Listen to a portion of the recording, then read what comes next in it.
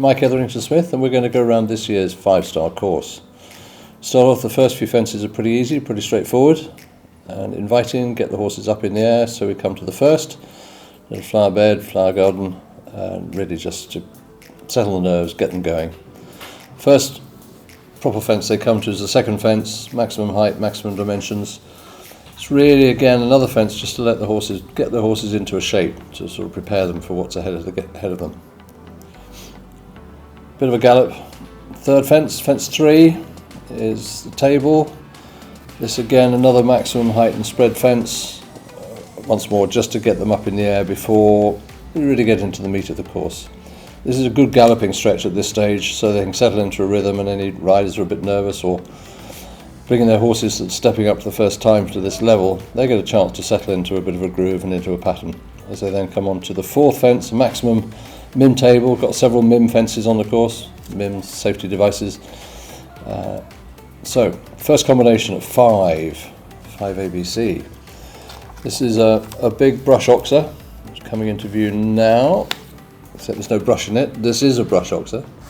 And then a few strides on a related distance to come to the 2 tree stumps, which are narrow on a moving 2 strides.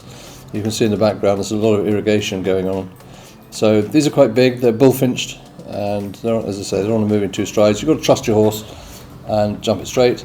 It's not intended to be very difficult, but just really to switch the riders on. Another straightforward fence, big maximum spread fence at 6.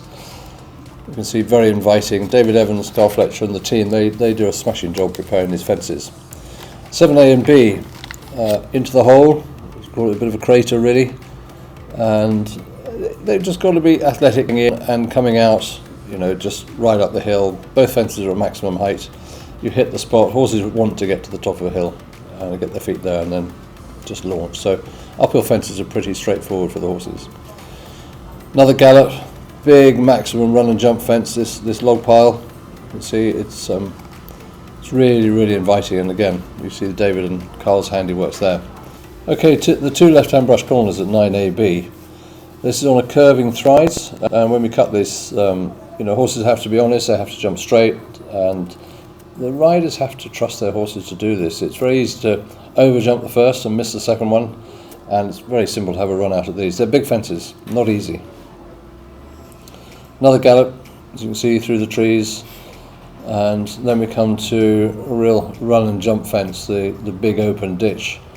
Even though these gallops look quite a long stretch, they're not really that long. There's always something going on.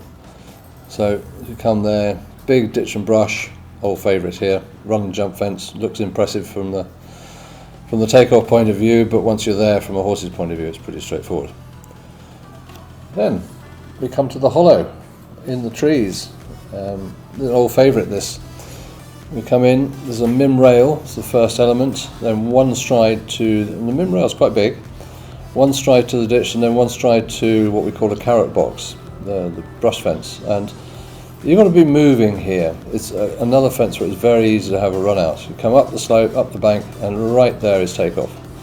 And so that is right at 145, so it's a big fence. Your horse has to be honest, has to be genuine. Gallop then. So we then come up to a busy area. We swing around left-handed now as we head into the Luhmühlen water. These beehives, big maximum oxer, another MIM fence. Some of the safety mechanisms on, and then this fence is all about the line. A quick route, there is a long route for those that aren't feeling so good. This is a big drop in. This is a water jump. There will be water in it. It lands maximum drop, 3 strides to the corner in the water, and then 4 strides to finish off with the house on the left. It's all about the line to the first. There's nothing to really help the riders get their line, and it's very easy to overshoot, go too far. So it's a real rider fence, a real horse fence. Horses have got to be brave. First time into water, they're landing in water, and this is the Luhmühlen water. The Luhmühlen who do such a lot for supporting the event. Number 14, straightforward run and jump fence, even though it's maximum. Just to restore a little bit of confidence if they've got a little bit unsettled at the first water. Then the Wellenbahn. We come back, we're going up at this time, jump the house, and then it's curving 4 strides. You see the guys in the way having a bit of a break. Curving 4 strides up the step, and then The horses, I reckon they'll do 3 strides up here, and they've got to jump up well and then work their way up the hill. This is quite a steep slope.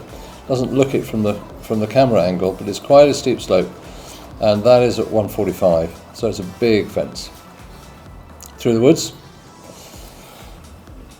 Kicking on is quite nice. I mean, particularly the weather's going to be as it is. It's good to have a bit of shade, and so they then come back out into the busy area. This time we come to the Messmer water.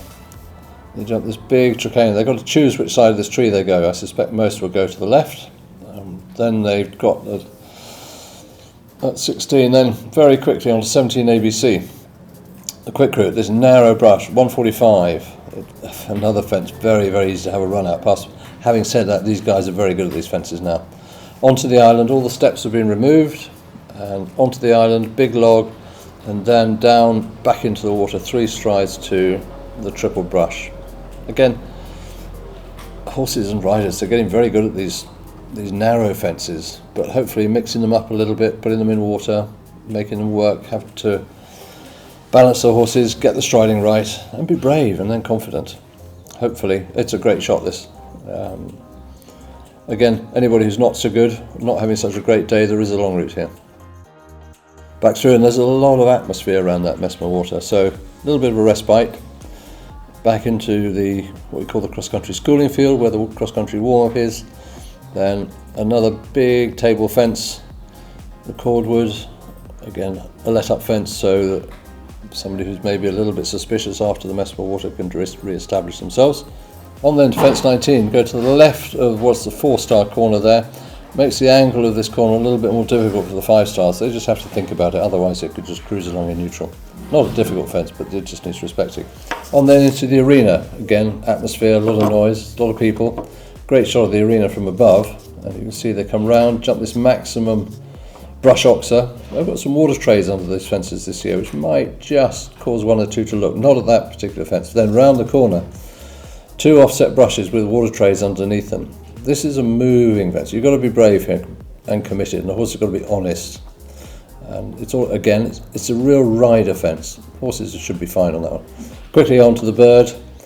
That finishes this little series of fences off, and so back on then out into the country. This hedge looks innocuous, needs respecting. Not difficult, but it's very simple to have a silly error here. It's another mim fence.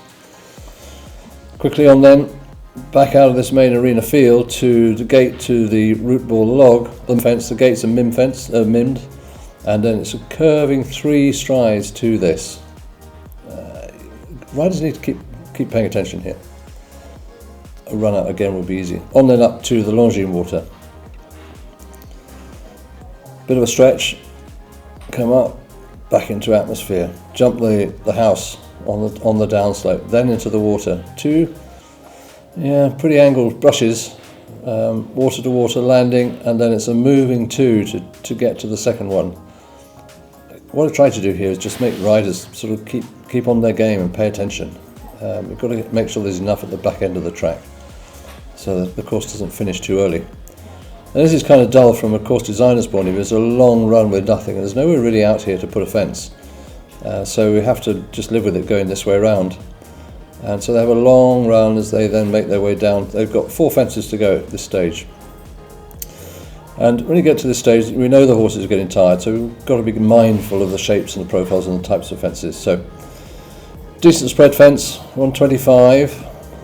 This is the last big spread on the track. 26. Pay attention to it. You've got to drop, and you need to ride this bearing in mind 27AB, which are 2 mimmed oxers on a curving 4. It's quite handy having mims, because the guys have got to pay attention. They can't just gallop at these things.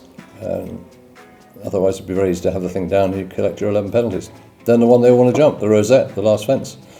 Hopefully everybody's had a good ride, learnt a little bit more about themselves and their horses, and come home safe and sound, having had a good time. There you go.